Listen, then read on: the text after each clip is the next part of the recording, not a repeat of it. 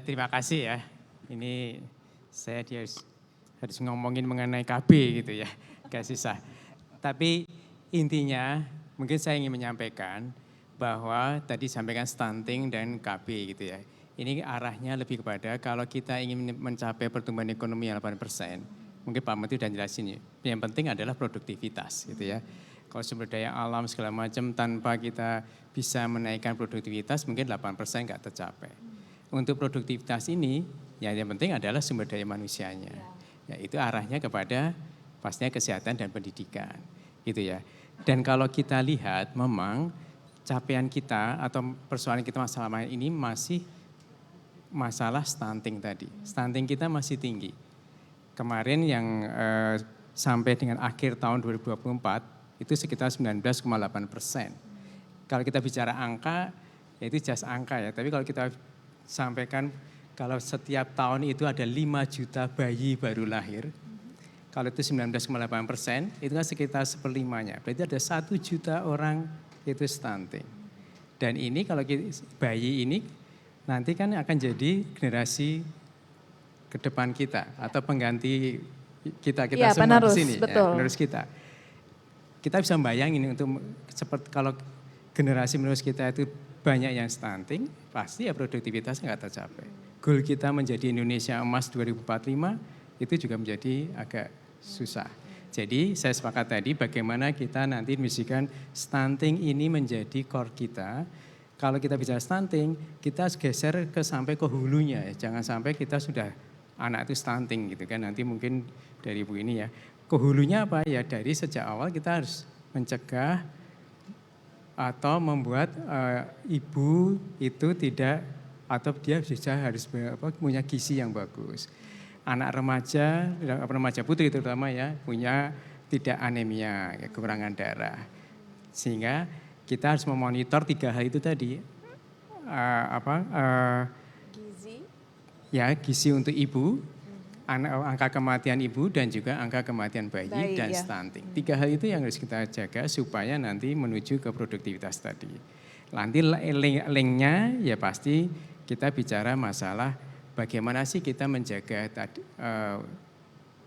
kita menurunkan angka kematian dan juga stunting. Stunting melalui intervensi baik spesifik maupun sensitif di mana kita Kementerian Kesehatan itu lebih kepada menjaga bahwa mengenai anemia, mengenai pemeriksaan ibu hamil.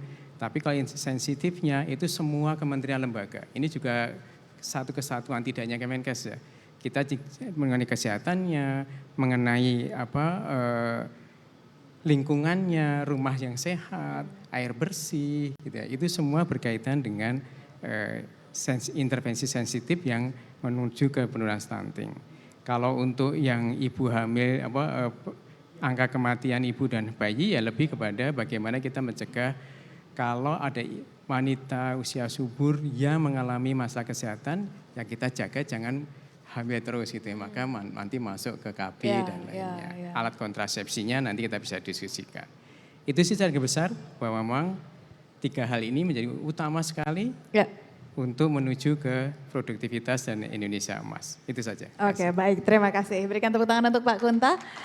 Itu dia tadi apa saja hal-hal yang memang perlu diperhatikan untuk mencapai produktivitas dan juga anak-anak generasi Indonesia Emas 2045. Saya persilahkan untuk Pak Basuki juga memberikan pemaparan kurang lebih 3 menit singkat saja. Silahkan Pak. Baik, terima kasih. Jadi dari DKT kita untuk tema sekali ini adalah peran keluarga untuk mencegah stunting, kemudian menuju manusia Indonesia sehat, Indonesia tahun 2045. Seperti kita ketahui bahwasanya manfaat keluarga berencana ini berkontribusi besar pasti ya terhadap kesehatan masyarakat.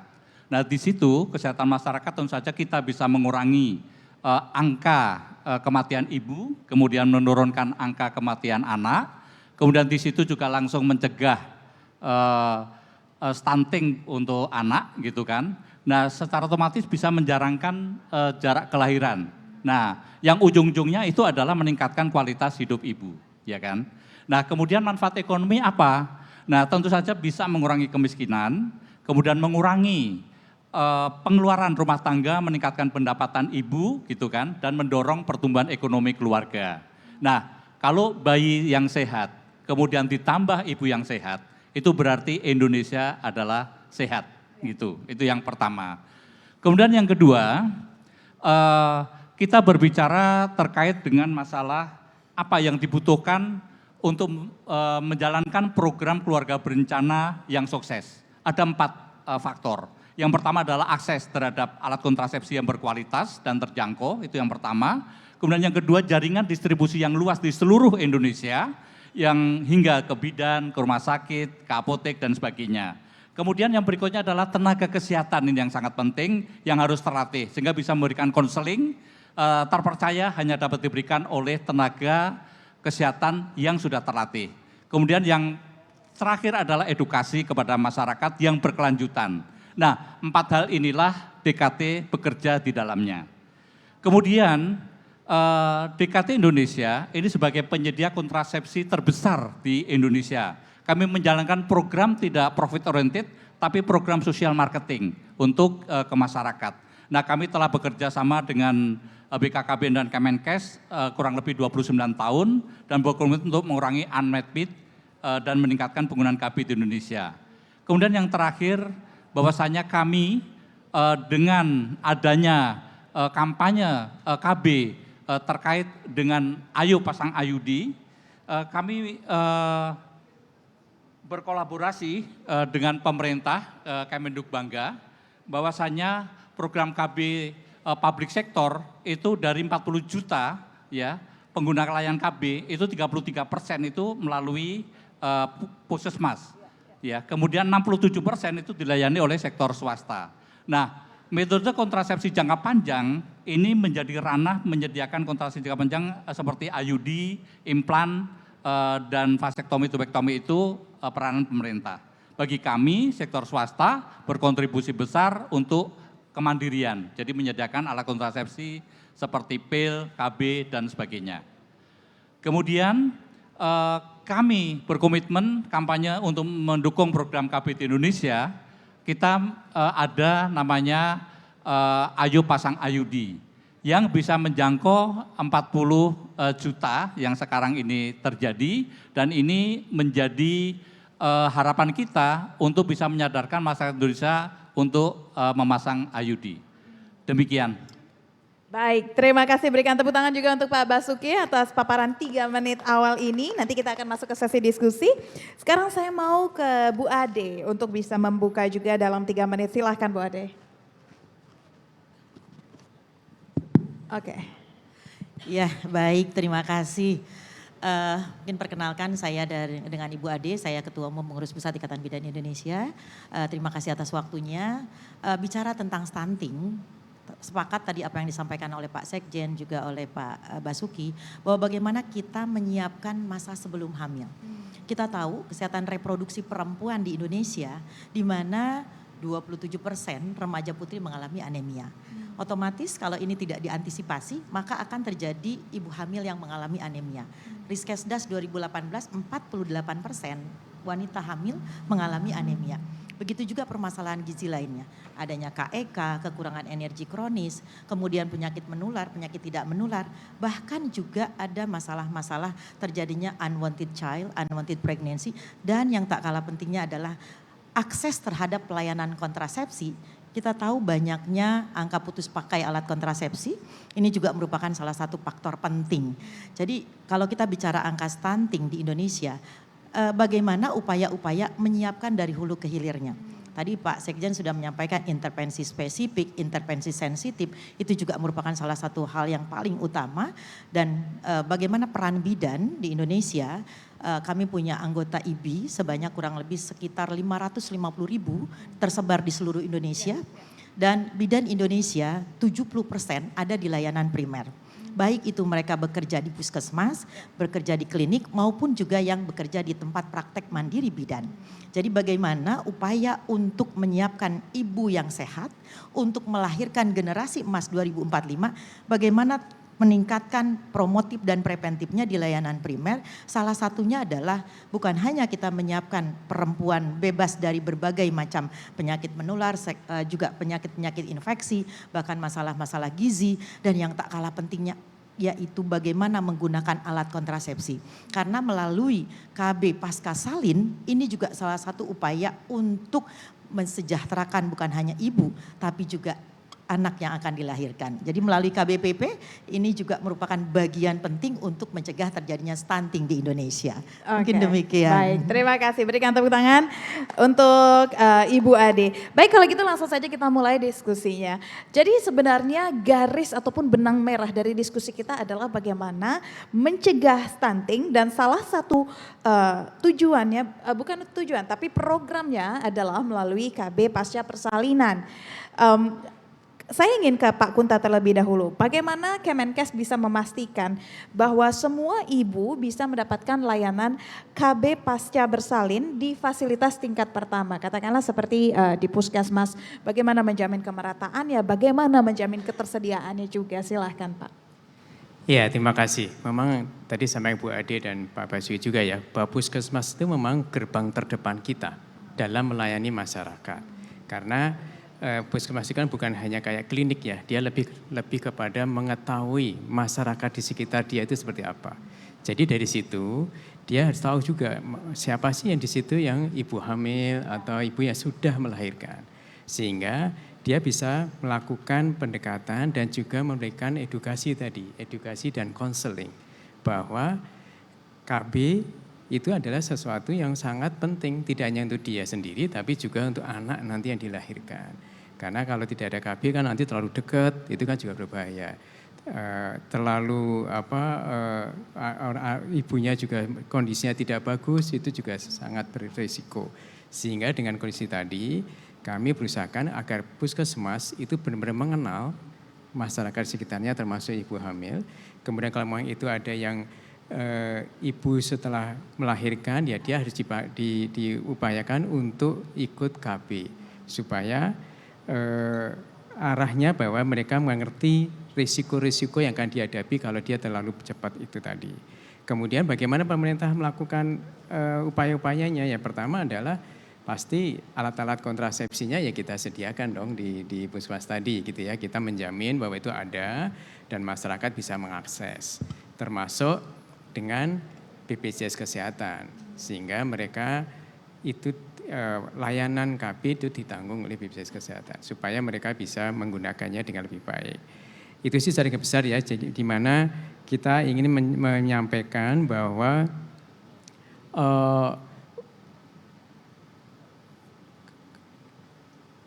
apa tadi yang untuk mengenai KB, pelayanan KB dan lain-lain itu ada di puskesmas, dan juga sosialisasi, edukasi dan konseling yang kita lakukan, termasuk memastikan adanya ketersediaan alat dan logistik kontrasepsi, dan juga termasuk SDM di puskesmas tadi. Di puskesmas itu tadi. Ya.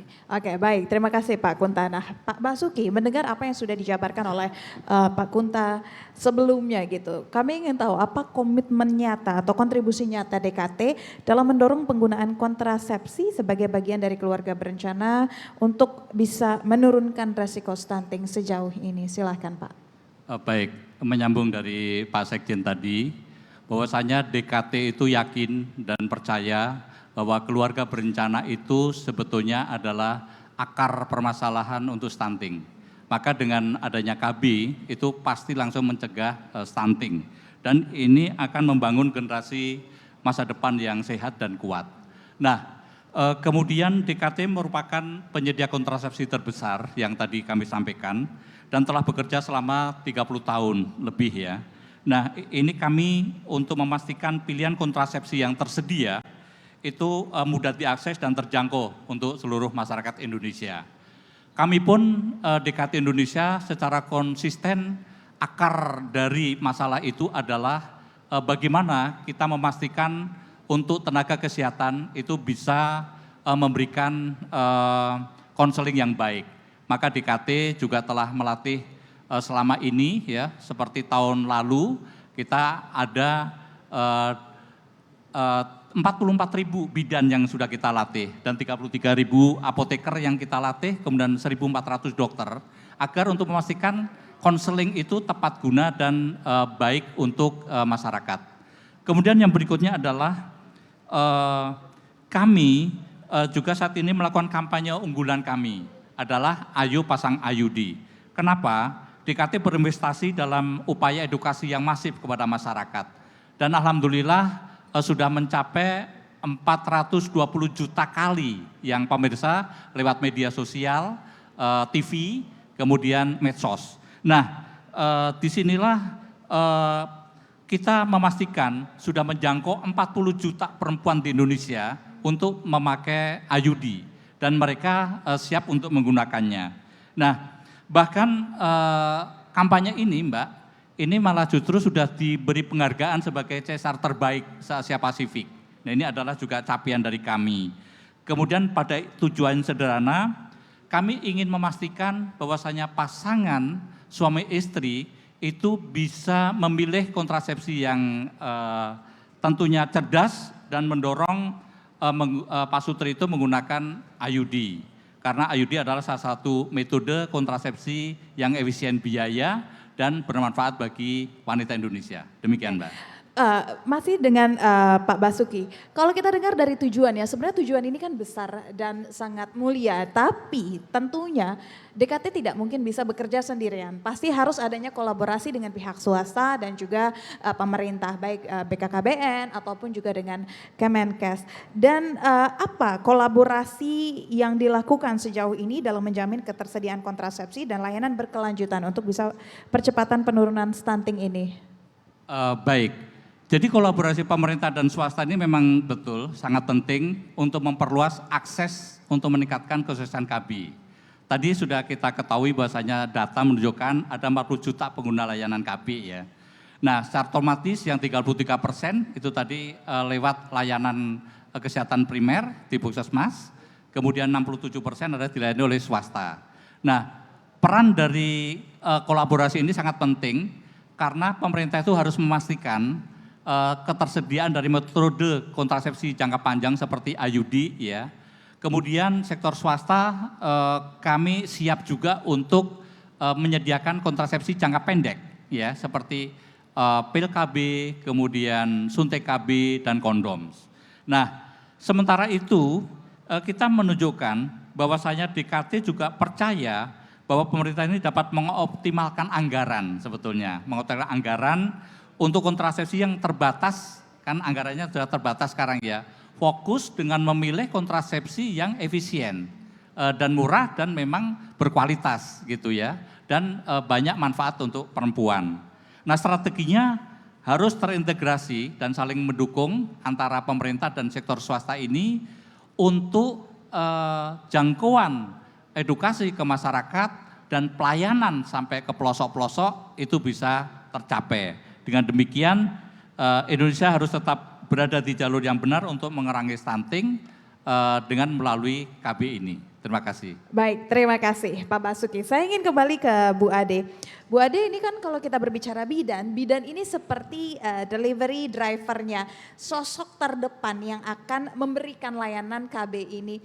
Tapi mungkin yang banyak menjadi kekhawatiran adalah mungkin barangnya tersedia, tapi banyak yang meragukan juga bagaimana dengan kualitas sumber daya bidannya, apakah mumpuni, lalu apakah aksesnya juga tidak cukup, lalu layanannya juga tidak sampai dan tidak merata. Tapi kalau dari pandangan Bu Ade sendiri, selain yang saya sebutkan, apa sebenarnya tantangan yang memang masih seringkali dihadapi oleh IBI ataupun bidan dalam membantu ibu pasca persalinan? Iya, baik. Tentu tantangan yang dihadapi oleh sejawat-sejawat kami selain tadi masalah-masalah peningkatan kompetensi dari SDM itu juga merupakan salah satu bagian penting. Kemudian akses dari layanan di mana kita tahu pelayanan bidan dalam pelayanan kontrasepsi bukan hanya terkait dengan komunikasi, informasi dan edukasi, tapi bagaimana juga pelayanan terhadap kontrasepsinya itu secara langsung. Jadi di sini mungkin upaya untuk meningkatkan sumber daya dari manusianya atau sumber daya dari bidannya itu juga merupakan bagian penting. Dan kita tahu saat ini pemerintah melalui Kementerian Kesehatan ada 6 pilar transformasi, melalui transformasi SDM, bagaimana peningkatan SDM melalui berbagai pelatihan, workshop, seminar, webinar. Ini juga kami sangat berterima kasih nih dari DKT, tadi sudah disampaikan oleh Pak Basuki, bagaimana upaya untuk peningkatan kapasitas, peningkatan kualitas bidan melalui seminar, webinar, dan lain sebagainya. Ini juga merupakan bagian penting yang kami butuhkan. Juga Kementerian Kesehatan melalui program transformasi di terutama khususnya peningkatan kompetensi melalui lembaga-lembaga diklat yang sudah terakreditasi, ini juga dalam rangka untuk peningkatan kompetensi bidan. Di samping itu, bagaimana akses layanan, ini juga merupakan salah satu kendala di mana melalui transformasi digitalisasi, edukasi yang mungkin tidak bisa langsung, maka kita juga ada aplikasi-aplikasi untuk mendekatkan akses di mana konsultasi, komunikasi bisa melalui aplikasi digital yang ini juga dalam rangka untuk mendekatkan akses. Satu poin lagi yang paling penting, ketersediaan alat kontrasepsi. Nah, ini mungkin menjadi bagian penting yang dimana kita tahu bahwa dari 70% pelayanan KB yang dilakukan oleh bidan, di mana 56%-nya dilakukan di tempat praktek mandiri bidan. Yang selama ini di praktek mandiri bidan, support untuk alat kontrasepsinya ini diberikan oleh pemerintah, baik itu melalui BKKBN maupun juga oleh Kementerian Kesehatan. Nah, kami agak khawatir nih dengan adanya pemangkasan anggaran dan lain sebagainya, bagaimana ketersediaan alat kontrasepsi, SDM-nya sudah kita tingkatkan, aksesnya sudah kita dekatkan melalui berbagai macam transformasi digitalisasi, cuma ketersediaan alatnya ini bagaimana? Itu yang sangat kami khawatirkan. Itu masih menjadi masalah berarti. Betul, ya. Iya. Nah, ini yang akan saya bahas juga selanjutnya. Bapak Basuki juga sempat menyinggung, Ibu Ade juga sudah menyinggung, nanti kita tanya ke Pak Kunta. Tapi kita tahan dulu Pak Kunta, karena sebenarnya di sini di antara tamu kita juga hadir dari UNFPA, Badan PBB, yaitu Dr. Sandip Nanwani. Boleh saya berbicara? Oke, Dr. Sandip. Nah, karena kita sedang berbicara di sini tentang investment, dana yang juga dipangkas gitu kan. Kami ingin tahu sebenarnya seberapa urgent Indonesia untuk bisa melakukan sustainable investment in terms of KB ini. Silahkan. Oke, akan ada panitia yang membantu. Oke, boleh saya bantu ya dari sini.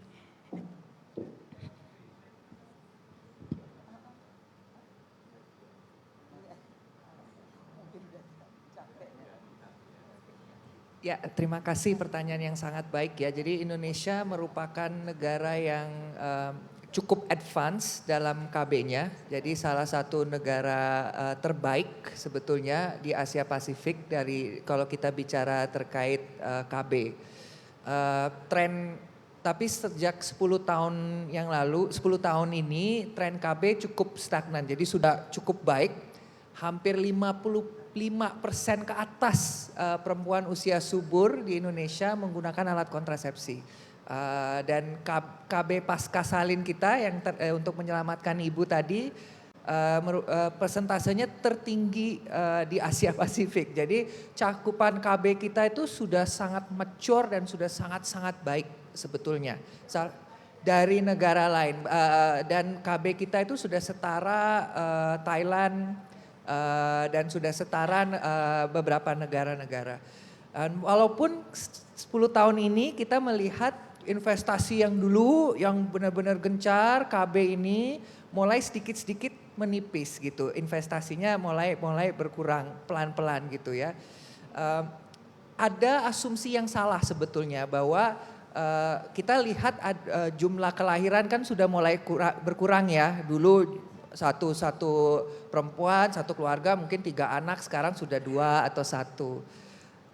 KB itu cuma sebuah tool untuk merencanakan kehamilan, bukan alasan mengapa perempuan sekarang misalnya tidak mau hamil, maunya 1 atau 2. Alasan untuk terkait dia membatasi kehamilan biasanya alasannya ekonomi, biayanya mahal dan lain sebagainya. KB itu sebetulnya cuma hanya tool.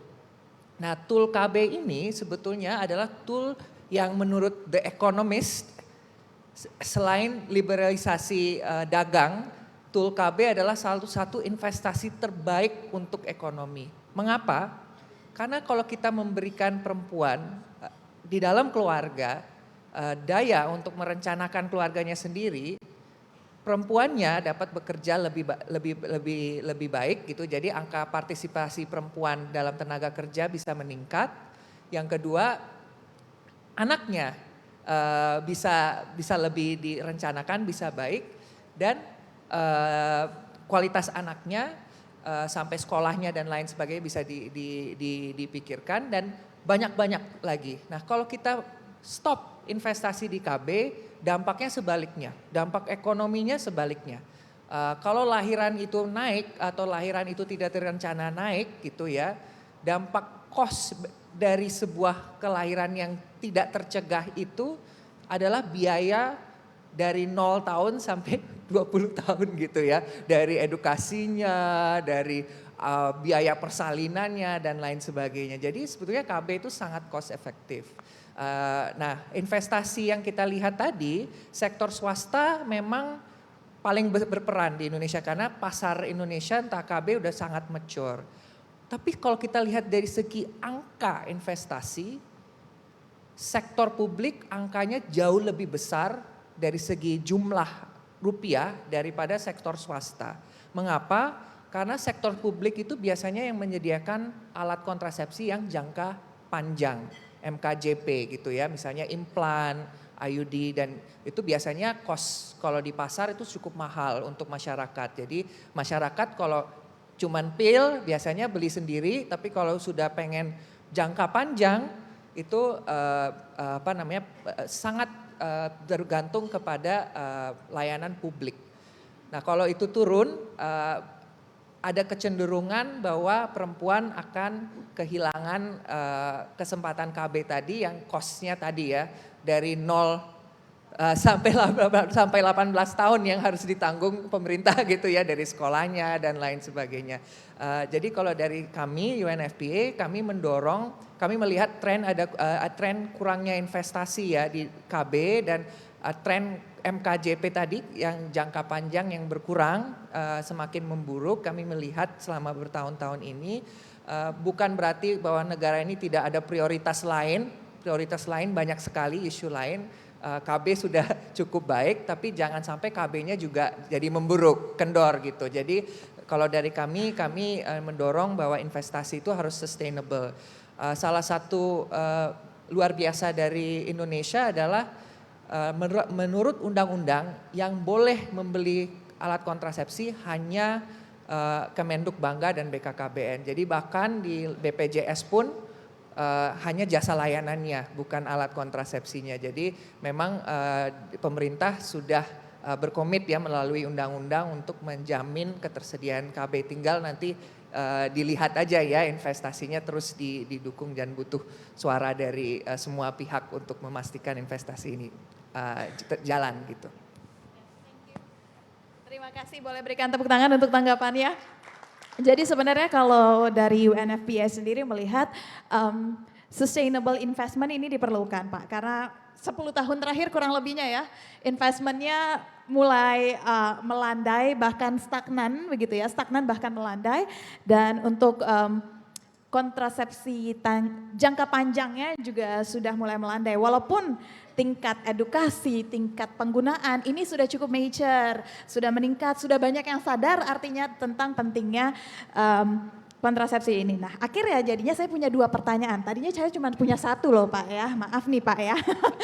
Oke, pertama saya menyinggung dari Pak Basuki dan Ibu Ade yang mempertanyakan anggaran ini dipangkas, makin tipis. Boleh koreksi saya Pak, dari 800 miliar lebih kini mungkin di bawah 0,5% pemangkasannya, mungkin boleh dikoreksi. Lalu juga investment kita seperti apa terkait dengan program KB. Tambah 1 lagi ya Pak, jadi 3. Mungkin nggak Pak adanya peluang untuk akhirnya menghidupkan kembali program Jampersal yang dulunya sempat membantu memperluas layanan KB. Silahkan Pak Kunta, 3 ya Pak. Ya, diborong nih jadinya ya. Jadi kita ngomongin efisiensi dulu ya. Ya, boleh. Karena saya dulunya juga orang Kementerian Keuangan terus ke Kemenkes gitu. Jadi efisiensi ini harusnya dilakukan pada program-program yang bukan program, justru malah lebih kepada belanja-belanja operasional yang tidak efisien. Itu efisiensi. Itu harus dilakukan di situ. Tapi kalau ini program prioritas atau program pemerintah ya nggak boleh dong dipotong. Itu konsep dari efisiensi anggaran. Gitu Bu ya.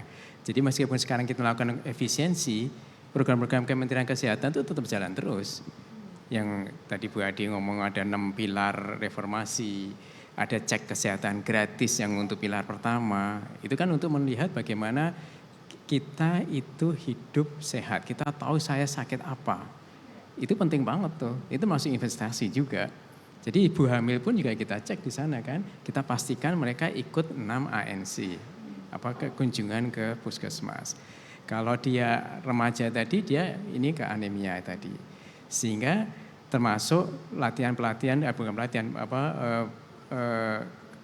pemahaman mengenai pengantin, calon pengantin segala macam. Itu perlu semua kan kita lakukan.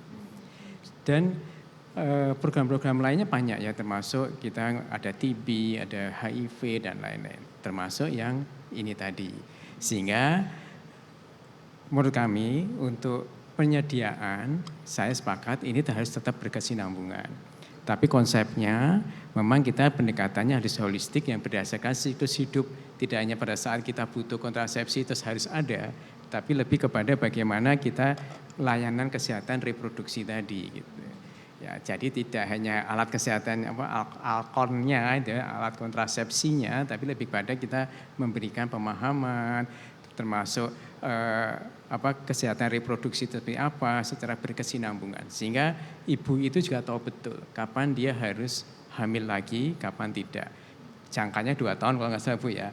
Dia harus punya jangka waktu 2 tahun. Itu harus dia jaga secara ini. Termasuk ibu-ibu udah tahu itu kapan dia harus ini masa subur, masa tidak kan gitu. Itu dijaga juga, tidak hanya untuk alat kontrasepsi. Kedua, saya sepakat tadi dengan Pak Basuki ya bahwa memang kalau kita bicara jangka panjang ya paling bagus adalah yang jangka panjang dan jangka pendek. Tadi Bu Pak ya kan, alat kontrasepsi kan ada jangka panjang, jangka pendek. Yang paling bagus efisien ya jangka panjang, tapi memang investasi awalnya mahal pasti. Yang gampang kan jangka pendek pakai pil selesai gitu kan. Tapi itu kan akan terus berlanjut, rutin dilakukan. Sehingga kalau kami lebih melihat monggo aja masyarakat memilihnya apa. Kita tetap sediakan alat kontrasepsi dengan berbagai macam tadi ya. Ada yang jangka panjang, ada IUD, ada POM, dan MOF itu tadi. Kemudian kalau jangka pendeknya alat kontrasepsi atau pil dan lain-lain. Ya. Yang penting adalah kita harus memilih kapan kita pakai jangka panjang atau jangka pendek. Kemudian logistiknya juga diupayakan paling minim, beban subsidinya kita kurangin. Ini melalui edukasi, pelatihan dan kesehatan dan juga alat kesehatan, askes layanannya. Itu secara garis besar ya. Karena kita tetap menjaga tidak hanya lewat alat kontrasepsinya saja, tapi pemahaman, edukasi, konseling, termasuk ibu-ibu itu menjaga ya. Kemudian yang apa lagi? Yang ketiga, jam persal Pak. Jam persal. Jadi sebenarnya itu sama ya, intinya gini. Kalau dulu jam persal itu adalah mereka ke ibu hamil gitu ya, itu kan ke puskesmas atau klinik, nanti dilayani dengan 6 ANC tadi ya, dia harus ketemu dokter 2 kali, kemudian dia harus lakukan perawatan, lalu nanti pas melahirkan dia ditanggung semua oleh pemerintah gitu. Tapi ini kan kita bicara bahwa kalau pemerintah langsung membayar itu kan jauh sekali ya. Dari daerah kita nggak ngerti, klaimnya kan dari puskesmas atau klinik. Sehingga kita bicara ya, ini adalah upaya kesehatan perseorangan. Harusnya melewatnya BPJS Kesehatan dong, gitu kan. Karena ini kan jangka panjang itu nanti. Tidak hanya pas melahirkan terus selesai kan gitu. Maka kita dorong lewatnya BPJS Kesehatan. Sehingga pada saat itu ibu hamil, dia lakukan cek kesehatan di puskesmas, kita langsung tanya itu, dia ikut BPJS atau enggak? Kita dorong dia ikut BPJS. Tapi kalau dia tidak mampu, ya masukin ke BPI. Sehingga pada saat nanti dia melahirkan, ini dia otomatis bisa dibiayai oleh BPJS. Kemudian ke depannya si bayi lahir itu juga akan terawat sampai ke sana ada ya vaksinasi, imunisasi dari program pemerintah, UKM ya, upaya kesehatan masyarakat. Tapi kalau UKP-nya, kalau dia sakit dia lakukan BPJS. Sehingga ini keuntungan juga bagi masyarakat. Karena kita ingin dorong masyarakat semua itu kan ikut BPJS Kesehatan. Cuma kalau dia pada saat dia tidak mengikuti semua prosedur tadi gitu ya, tahu-tahu dia hamil, tahu-tahu datang miskin sekali nggak bisa, ya ini tanggung jawab dari Pemda. Nanti puskesmas bisa juga reimbus lewat kita, tapi tidak langsung ya, lewat BOK ataupun lewat kapitasi. Sehingga konsepnya itu lebih clear dan jelas. Mana yang tanggung jawab perorangan, mana itu ada tanggung jawabnya pemerintah. Dari pemerintah, oke Ya, baik. gitu. Kalau gitu terima kasih banyak ke Pak Kunta. Saya ingin kembali ke Pak Basuki. Pak Basuki, kalau berbicara tentang efisiensi anggaran gitu ya, kita tahu kalau IUD ini adalah kontrasepsi yang paling hemat biaya. Ibarat kalau kita beli furniture gitu, sekali beli 10 tahun gitu kan, daripada beli yang murah tapi ganti-ganti terus. Nah ini boleh dijabarkan lebih lanjut. Karena ini juga sejalan dengan apa yang disampaikan oleh UNFPA gitu, inginnya yang jangka panjang investasinya juga jadi lebih tinggi, gimana? Ya, ini menarik ini sesi ini. Jadi kita lihat ya, perbandingan harga alat kontrasepsi di tiap tahun nih di perlindungan. Jadi sebetulnya IUD ini adalah metode kontrasepsi yang memang paling efisien secara budget gitu ya, yang tersedia saat ini. Ini lihat, jadi satu IUD itu hanya 1.466 ribu saja. Jadi dengan kopi Starling aja lebih murah ini gitu kan. Ini untuk jangka 10 tahun. Ya, ini nih yang kita lihat. Bila dibandingkan dengan yang implan itu memang mahal ya, 66.900 dan sekian gitu. Nah, yang IUD itu paling murah. Itu yang pertama. Kemudian yang berikutnya simulasi sederhana bisa ditampilkan Mbak slide Mbak Nurul. Nih, yang bukan yang ini tetapi yang perbandingan untuk simulasi anggaran yang terbatas ya. Ya, nah kita lihat anggaran sekarang ini kan tadi disampaikan 200 miliar. Nah dibelanjakan apa? Itu ternyata dibelanjakan berbagai metode kontrasepsi. Yang terbanyak, yang 73% itu adalah implan. IUD hanya 1%. Ya. Kemudian kalau kita hitung, kita konversikan dengan jumlah capaian, itu yang paling maksimal itu hanya 1.808 juta aseptor. Nah ini.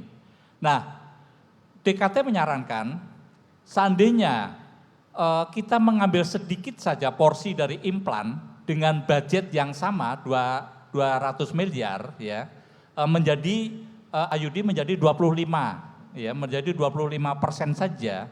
Ini akan mencapai jumlah cakupan itu 5 juta aseptor, berarti 3 kali lipat dengan budget yang sama. Nah ini nih yang harus kita mengubah komposisi pembelian Alkon dengan anggaran yang sama tetapi capaiannya terbesar. Itu yang pertama. Tetapi kita tidak bicara tentang terkait dengan anggaran saja ya. Kita lihat keuntungan IUD, slide berikutnya Mbak. Keuntungan IUD ya, kita lihat. Manfaat IUD untuk perempuan Indonesia. Karena dia itu non hormonal, yang dibeli oleh pemerintah kan non hormonal IUD-nya. Ini kalau misalnya mereka pengen hamil, begitu dicabut dan dia masa subur itu langsung hamil. Ini yang pertama. Kemudian yang kedua, karena dia itu non hormonal, ini minimal efek samping, ya kan? Nah biasanya kalau ibu-ibu itu pegel ya kalau misalnya ada jerawat, ya berat badan naik, menstruasi tidak teratur, ya kan? Nah ini keuntungan dari IUD. Kemudian ini praktis bagi para aseptor, ibu-ibu rumah tangga. Mereka tidak perlu bolak-balik lagi ke fasilitas kesehatan, ya kan? Karena 10 tahun itu tadi. Kemudian yang berikutnya, nah ini tadi untuk yang KB pasca persalinan, ya langsung begitu dia partus dipasang IUD, dia tidak akan mengurangi air susu ibu. Nah ini juga sangat penting di hari pertama menyusui.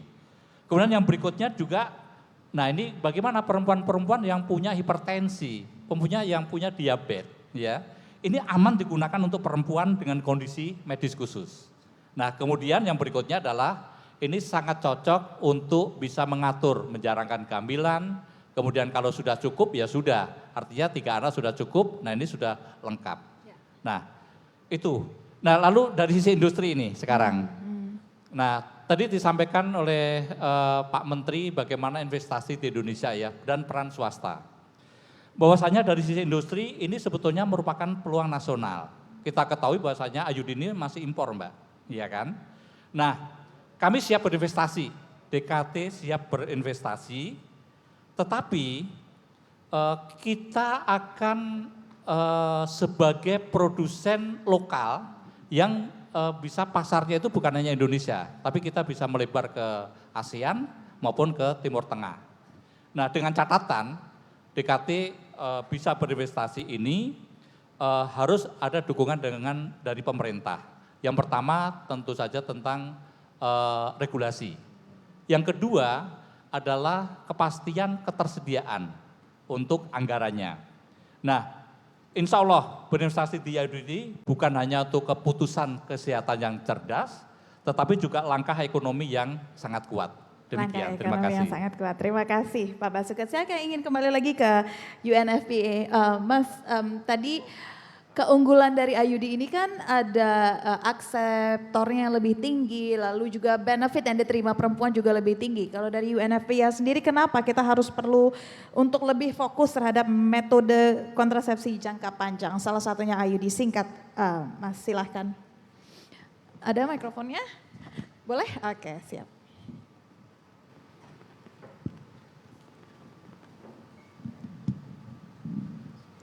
Sebetulnya kalau rekomendasi kami adalah cafeteria approach ya. Jadi keputusan apa namanya jenis IUD itu adalah di perempuannya sendiri atas informasi yang lengkap, counseling yang lengkap. Walaupun kita ada data juga di sini bahwa yang pengen jangka panjang ternyata karena nggak ada akses banyak sekali yang pakai jangka pendek. Jadi mismatch antara keinginan perempuan untuk jangka panjang dengan ketersediaan yang ada itu memang tinggi sekali. Jadi dia hanya pil gitu karena paling dekat dan paling akses. Walaupun prinsip utama adalah sesuai kebutuhan perempuan itu gitu. Jadi perempuan itu mau metode apapun diberikan informasi yang jelas, yang lengkap dengan keunggulan dan kerugiannya masing-masing. Lalu setelah itu baru dilihat kelayakan medis perempuan itu gitu ya. Jadi misalnya kalau dia tadinya cuma pengen pil tapi dia punya penyakit penyerta mungkin tidak layak untuk pil. Baru setelah itu diberikan kontrasepsi. Tapi memang cenderung di Indonesia penggunaan injeksi sangat tinggi, penggunaan injeksi suntik dan ada data dari SDKI yang mengatakan sebetulnya perempuan itu pengen jangka panjang, sudah tidak mau anak lagi, tapi karena tidak ada akses pakainya IUD. Jadi memang pemerataan seluruh jenis kontrasepsi termasuk MKJP, ketersediaan MKJP itu penting. Sama pentingnya ya. Sama pentingnya. Oke, terima kasih Dok atas tanggapannya. Sekarang saya mau ke kacamata dari bidan kembali Bu Ade. Apakah IUD ini akhirnya menjadi pilihan yang paling ideal dalam kondisi anggaran terbatas? Sebenarnya kalau bidan sendiri melihatnya apa keunggulannya, silahkan. Untuk masalah kapan dan bagaimana nih di era efisiensi saat ini, walaupun mungkin bidan pada saat memberikan edukasi terkait penggunaan alat kontrasepsi, kita juga menjelaskan seluruh alat kontrasepsi dan juga berdasarkan indikasi medis melalui konseling berimbang, melalui Rodaklop dan lain sebagainya. Karena pilihan dari alat kontrasepsi itu tergantung dari keputusan si seorang perempuan dan juga pasangannya. Tapi bagaimana bidan memberikan edukasi terkait dengan penggunaan alat kontrasepsi mulai dari konseling pra pemasangan itu juga merupakan bagian penting yang dilakukan sehingga ketika dia menggunakan alat kontrasepsi apalagi jangka panjang ini juga merupakan salah satu pilihan. Kita tahu efektivitas dari alat kontrasepsi metode jangka panjang atau kita sebut misalnya IUD tadi sudah banyak disampaikan, saya tidak mengulang, baik itu dari sisi efektivitasnya 99%, mungkin di era efisiensi saat ini juga merupakan bagian yang menjadi pilihan yang kita tawarkan kepada perempuan setelah hasil dari edukasi yang kita lakukan dan juga pemilihan alat kontrasepsi berdasarkan indikasi medisnya. Jadi itu yang paling utama. Jadi di tengah efisiensi, metode jangka panjang ini merupakan pilihan yang sangat tepat tergantung dari kondisi fisik dari sang ibu ya. perempuan itu sendiri. Dan mungkin tambahan sedikit, karena kami juga concern dari Ikatan Bidan Indonesia dalam rangka untuk membantu program pemerintah menurunkan angka kematian ibu, angka kematian bayi dan juga stunting melalui KB Pasca Persalinan dan melalui MKJP, kami juga melakukan bakti sosial di setiap event celebration hari ulang tahun Ikatan Bidan Indonesia. Ada baksos yang kita lakukan, pemasangan alat kontrasepsi jangka panjang. Tahun 2024 dalam 1 bulan kami mendapatkan akseptor 100.000 akseptor implan, dan tahun 2025 57.000 akseptor IUD, dan untuk itu kami mendapatkan rekor muri dunia pada tahun 2025. Untuk Itu inisiatif bukti yang dikeluarkan. bahwa Ikatan Bidan Indonesia komitmen dengan program pemerintah mendukung penurunan angka stunting dan juga kematian ibu dan kematian bayi. Terima kasih. Iya, baik, terima kasih Ibu Bidan Ade. Nah, saya ingin kembali lagi ke Pak Kunta. Kalau misalkan tadi berbicara tentang efisiensi dan memang sebenarnya program ini masih menjadi prioritas. Bagaimana pemerintah memastikan integrasi antara layanan primer dan juga program KB agar nggak ada lagi nih Pak, ibu-ibu yang terlewat, ibu-ibu yang akhirnya enggan pakai KB, lebih milih pakai yang singkat-singkat saja atau ya udah nggak usah aja pakai KB gitu. Gimana Pak? Iya, sebenarnya ininya Kementerian Kemendikbangda ya, karena itu di BKKKN. Jadi saya sepakat sekali ya, memang integrasi program ini sangat penting sekali. Jadi kalau kita bisa, itu kan namanya efisiensi itu kan, dan uang yang sedikit atau uang tertentu kita bisa menghasilkan output yang sebanyak-banyaknya, itu kan efisiensi. Upaya-upaya yang dilakukan yang tadi saya awal sudah saya sampaikan mengenai pendekatan holistik yang berdasarkan siklus hidup, ini yang penting banget tuh. Karena kita mulainya dari awal gitu, bukan hanya pas alat kontrasepsinya aja, tapi bagaimana kita ini kan, termasuk kalau dari Kemenkes lebih kepada kita memperkuat fasilitas kesehatan primer kita yang di puskesmas dan ya klinik kan sebagai ini kita juga ya. Lebih kepada bagaimana mereka di sana juga mulai melakukan setelah siklus hidup sejak dia bayi lahir sampai nanti dia lansia.